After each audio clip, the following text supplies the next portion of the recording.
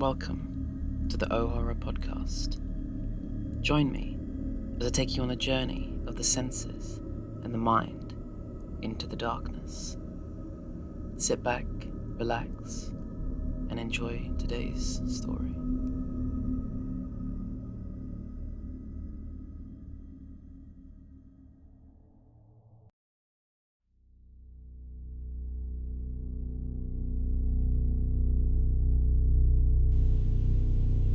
Pitcher Plant.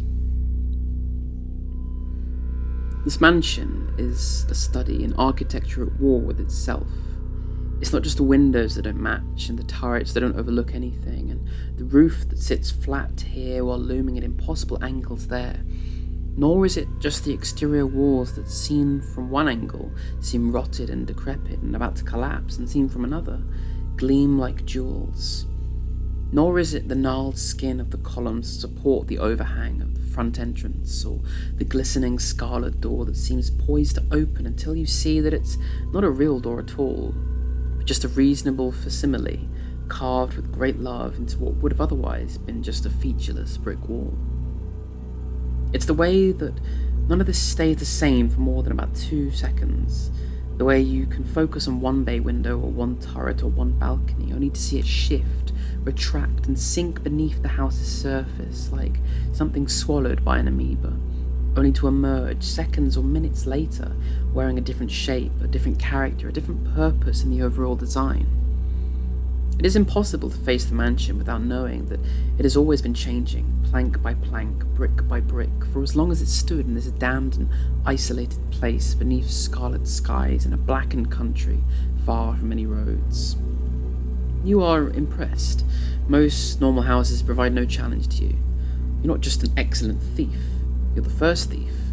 You find most locks nothing more than interesting trinkets, most fortresses nothing more than delusions built of mortar or stone. Some have required planning, some have been challenging, but few have stymied you for more than a few minutes. For you, the greatest difficulties involved in conquering any house has been first finding out that the house was there, then determining who and what was inside, and finally making the decision that the time had to come to pass through the threshold to claim those inside. But this house, by its very nature, has no threshold. It has no vestibule, it has no foyer, it has only a spastic geography that alters in hiccups. You are particularly fascinated by the moat, a gaping watery trench that orbits the house like the blip on a radar screen, constantly excavating itself on one end while filling itself on the other. The alligators that bob to the surface of the water, hissing and snapping, threatening bloody dismemberment to any wanderer unlucky enough to be standing in the grass when the earth beneath him becomes moat again, are no less threatening for being temporary. It's a nice effect, determined to unnerve any potential intruders. You can only admire the tenants for their cleverness in managing such a thing as you wait for the moat to fill in before you, enabling you to approach the house without wetting your feet. Your first glimpse of the mansion's interior turns out to be a parlour. Its own geography doesn't shift, which you find a relief after the crazy quilt schizophrenia of the architecture outside.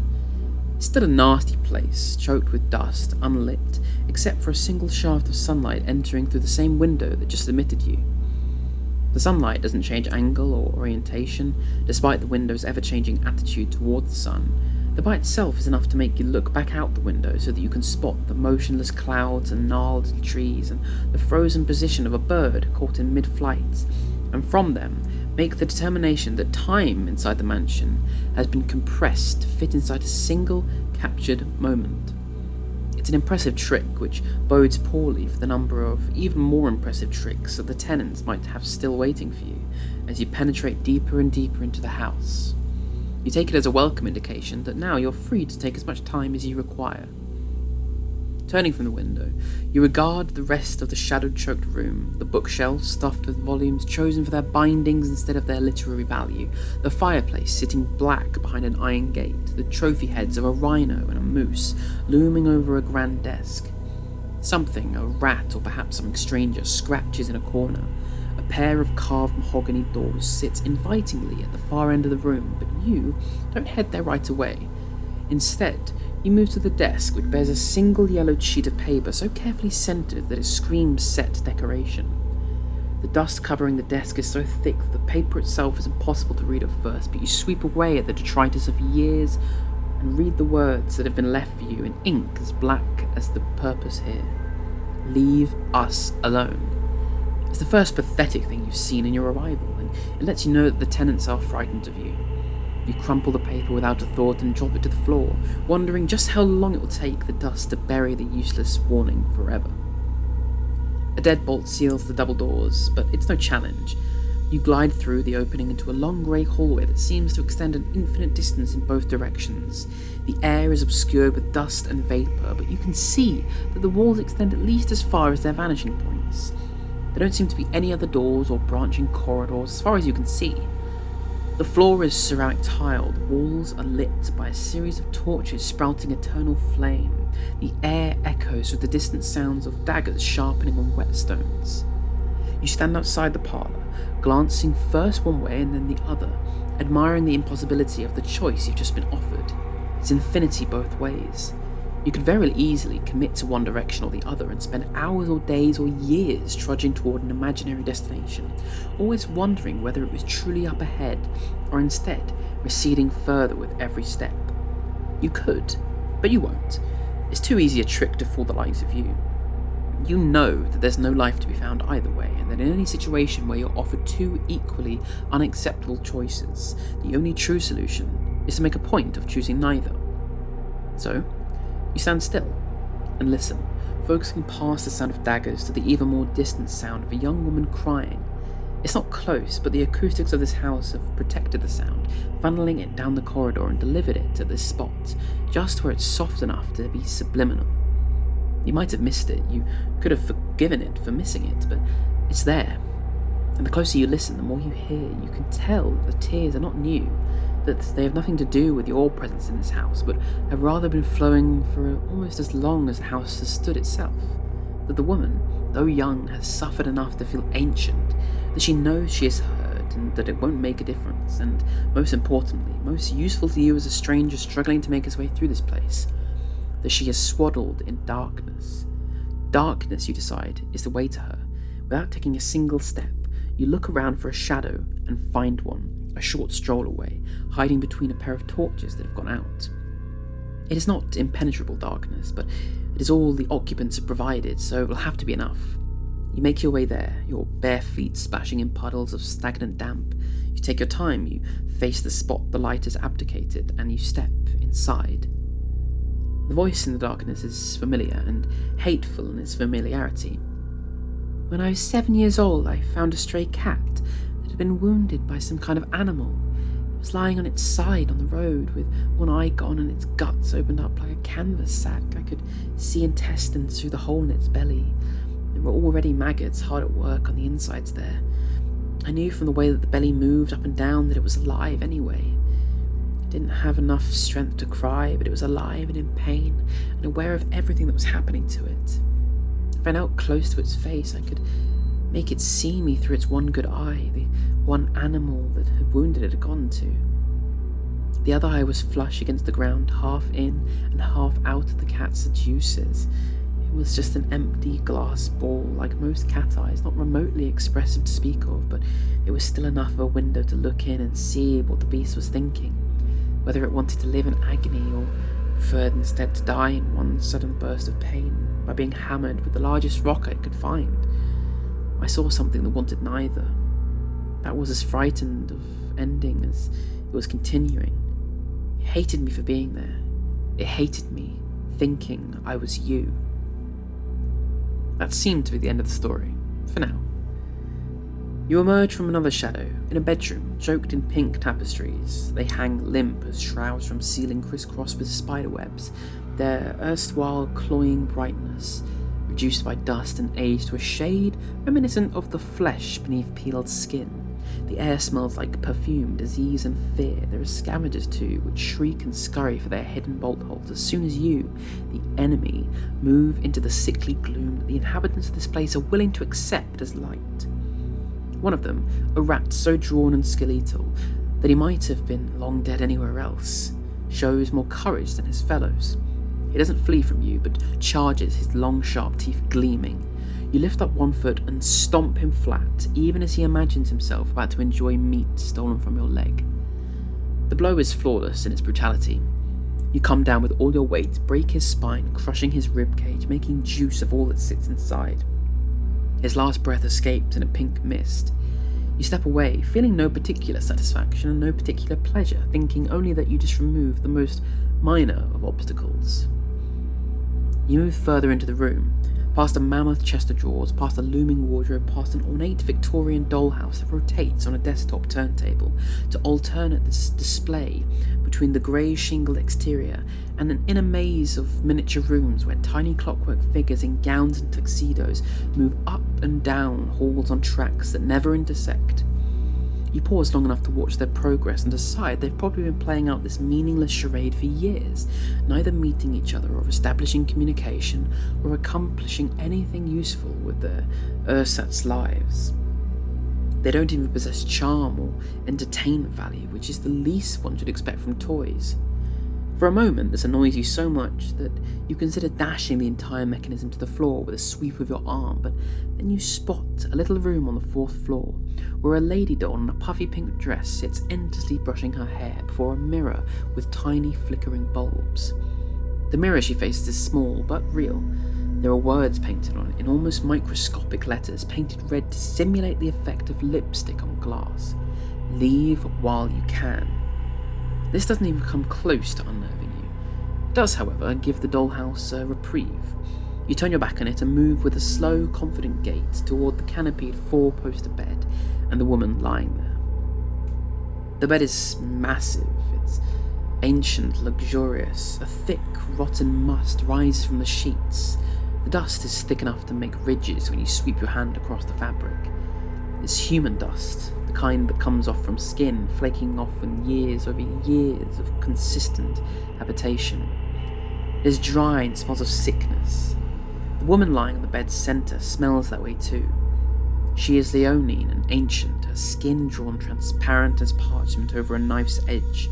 Her cheekbones, her complexion resembles milk. Her hair is just as white and so long it radiates beneath her to all 4 corners of the bed, some of it indistinguishable from the spiderwebs that have begun to form from the bed to ceiling, shrouding the rot on her bed and from the rot that affects the rest of the room.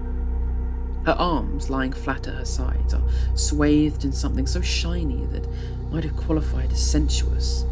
Once, her hands soft and unlined and much younger than the rest of her, are fists wrapped tightly around wrinkles in the sheets, though it's impossible to tell whether she grabbed the material a long time before or only after you made your own unwanted appearance in the room.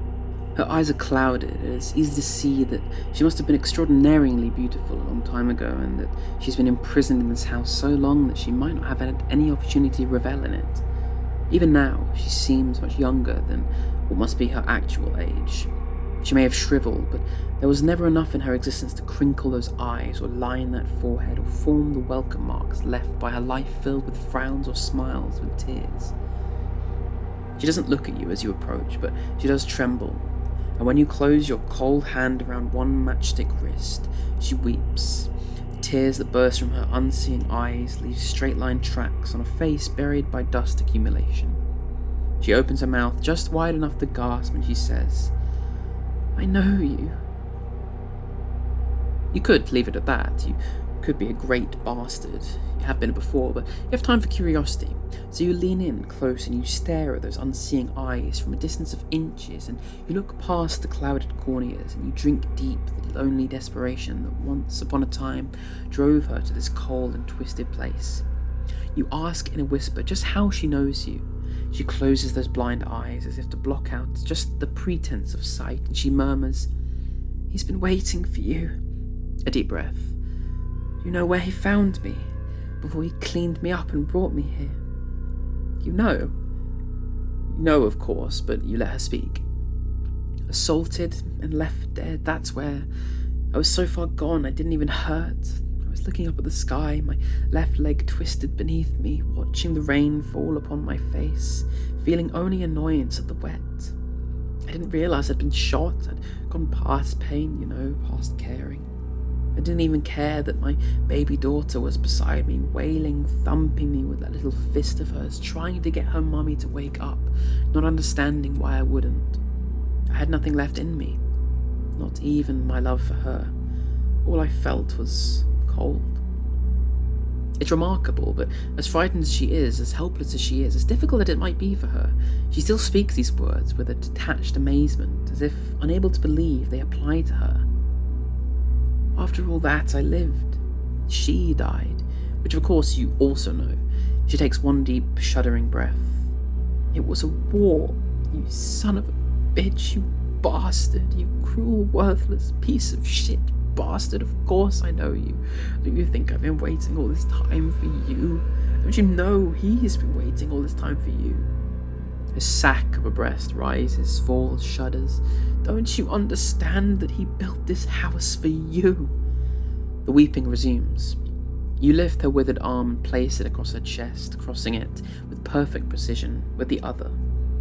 She trembles, waiting for you to do what it's only reasonable for you to do. When you do nothing more, she cries out, damning you, cursing your non-existent heart. But she's still breathing when you leave. This isn't about her, it's about him. You find a hallway lined with more books. You recognise the names on the spines. You pick up a random volume, one written by an author long forgotten, a novel of adventures travelling lands that no longer exist in the service of a cause that history discarded. A quick flip through the dense, antiquated prose, enough to make you chuckle at its irrelevancy. All books are irrelevancies, like the shifting walls of this very structure. Their attempts to defy you, to keep you at bay, to maintain some part of their respected authors alive, even as their flesh and bone crumbles to inanimate ash. But they die too, most before their authors. They annoy you. You consider the book in your hand for one more second, weighing the possibility of mercy, and then you flex your fingers, exerting what for you is just the slightest amount of pressure. The paper explodes, the novel becomes a mushroom cloud of gas and dust. The words vanish into empty air, never to be seen again. You release what's left in a trickle of silt which gathers on the floor at your feet, and then you turn to what's left, the millions of empty words, all long past their prime, and you speak a word that only you know. The other books all crumble to dust, as all books must, and then you move on, further down the hallway, through more corridors that shift their geography each time you take another step. Beyond that room, the nursery, a place that smells of sweet flesh and sour milk, that rings with the never-ending walls of its sole occupant. The opening is a curtain of stringed beads, the only item of furniture, a flat wooden counter, the only cradle, a thick glass jar filled with something yellow and inhabited by a wide-eyed fetus who glares at you with a look too uninformed to be identified with attitude. It opens its mouth and says something, releasing a stream of bubbles that rise through the murk only to be swallowed by the maze of tubing attached to the narrow lid that extends well past the baby's home to a network of incomprehensible machinery on the opposite wall.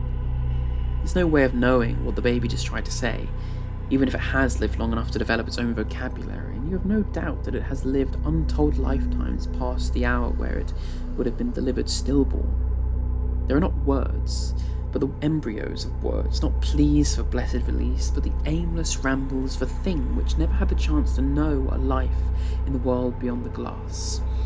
It never should have known a life at all. That it lives and suffers now is a travesty. But you are not here for it. You are here for the architect who placed it here for you to find.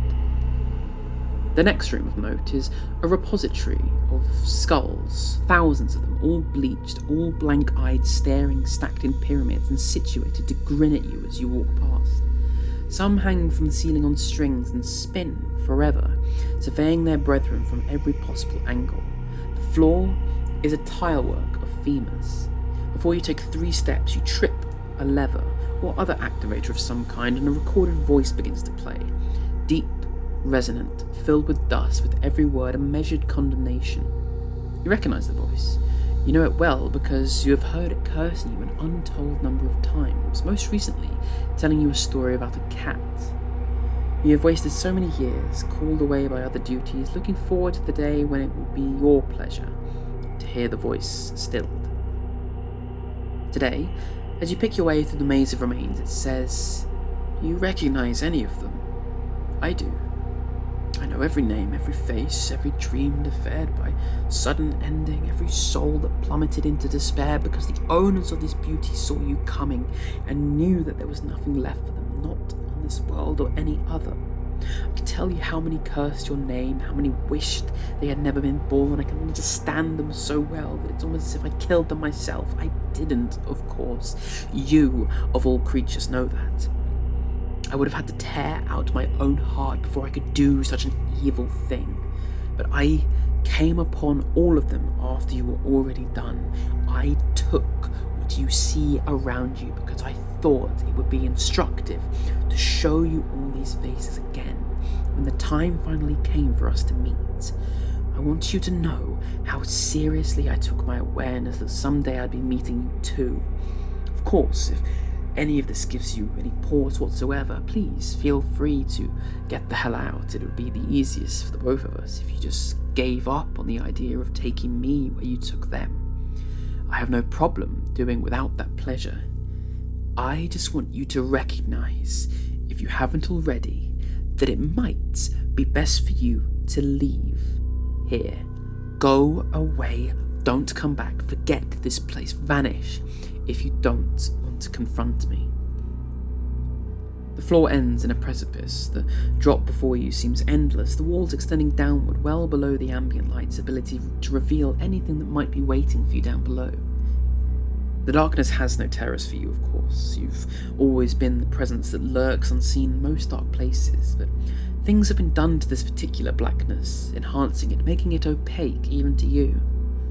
Nothing has been done to hide the sounds, the shifting, moaning mechanical sounds, testifying to the great mechanisms that drive this structure and keep it shifting between one form and another in every moment it continues to sit on this earth.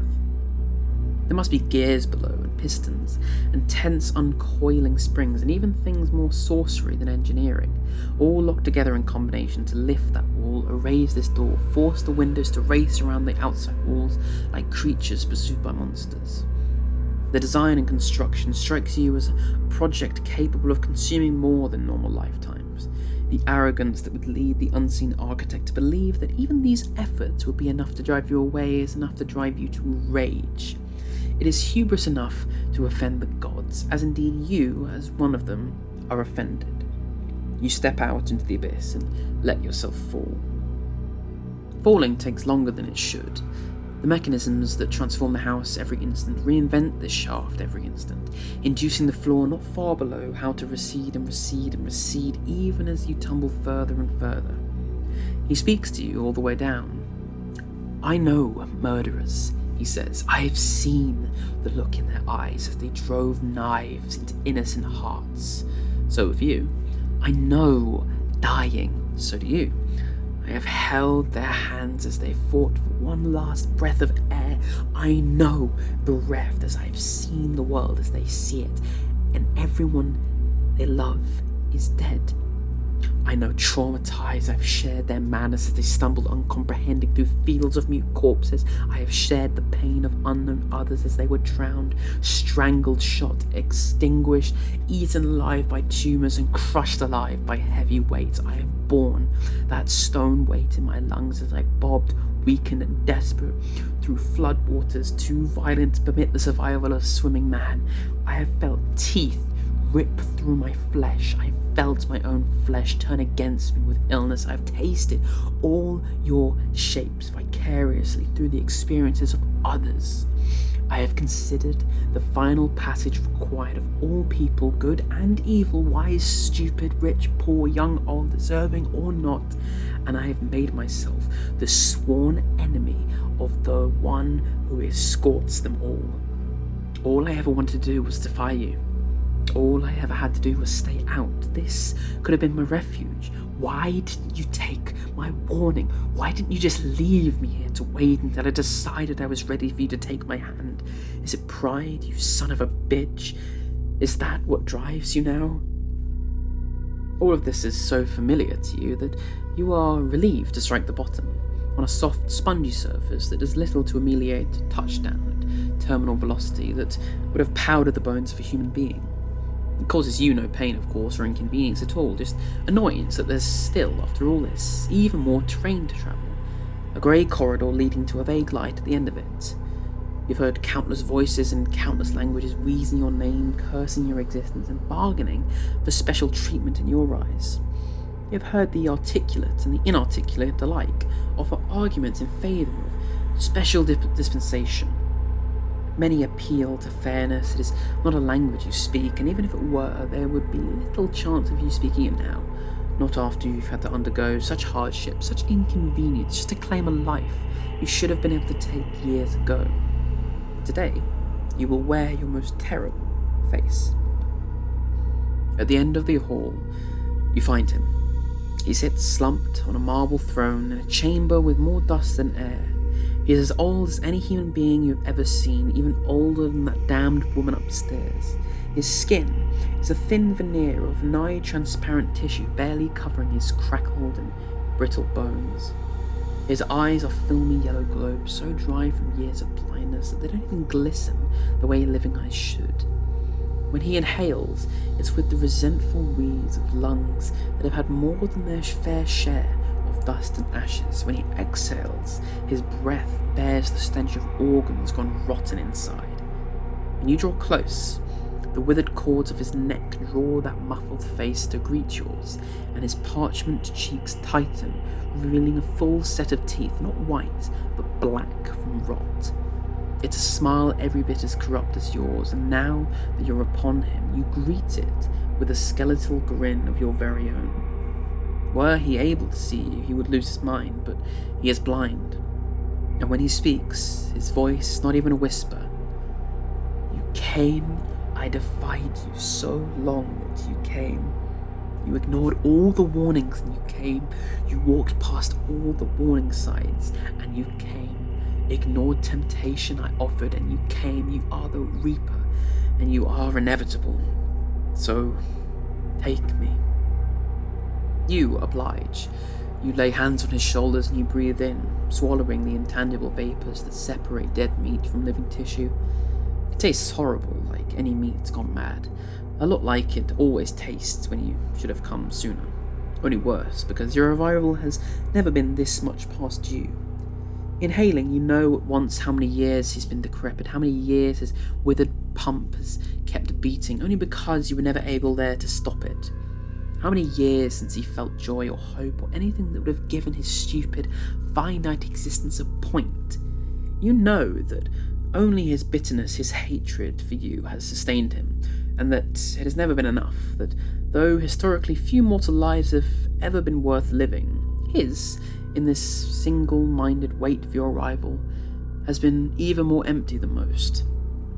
Considering how much inconvenience he's caused you, you should feel a little satisfaction at that, but as you take the last of him, and his empty shell sags, you feel only the ghost of a feeling that those who live and breathe would have no difficulty recognizing as unease, because the one emotion that dominates the architect's mind in this last moment of his life is triumph.